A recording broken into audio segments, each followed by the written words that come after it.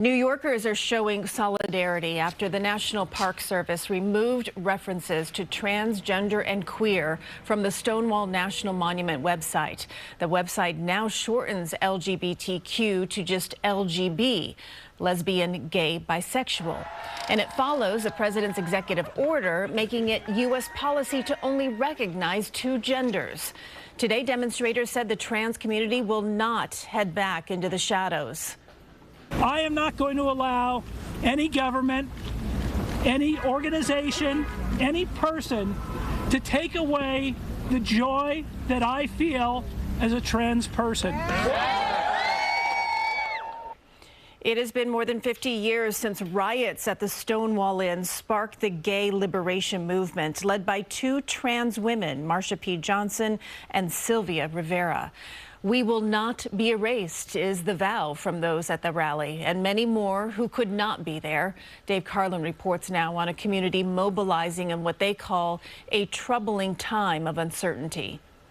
These college students visited the Museum of the City of New York, uptown, in much calmer surroundings than closer to downtown, at the National Monument at Stonewall, during a raucous rally. This is Sophia from Hunter College, here at the Activist New York exhibition. As someone who is a part of the LGBTQ community, I feel mistreated and scared.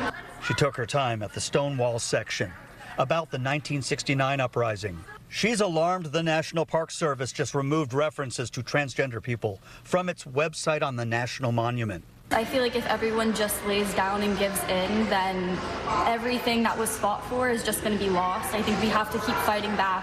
Well, we start with Stonewall. Sarah Seidman is the museum's curator of social activism. There are many New York trans activists who've been fighting for rights. We have a selection of Stonewall photographs. We do have images of Sylvia Rivera, as well as Marsha P. Johnson, who was at Stonewall. Marsha and Sylvia are up here. They started the first homeless shelter for trans youth in the nation. Preserving these stories in the face of attempts to erase them is more important than ever before. We traveled here to Astoria, to the LGBT Network Queens Center, to talk to an educator, advocate, and historian about the community's next steps. Louis Francois says, if you attack one, you attack all. To erase the inclusion of trans people in the Stonewall riots and the whole history of the uprising is insulting, and it also fictionalizes something that needs to include trans people. The time is now, he says, for respect and rights to be restored and amplified. Dave Carlin, CBS News, New York.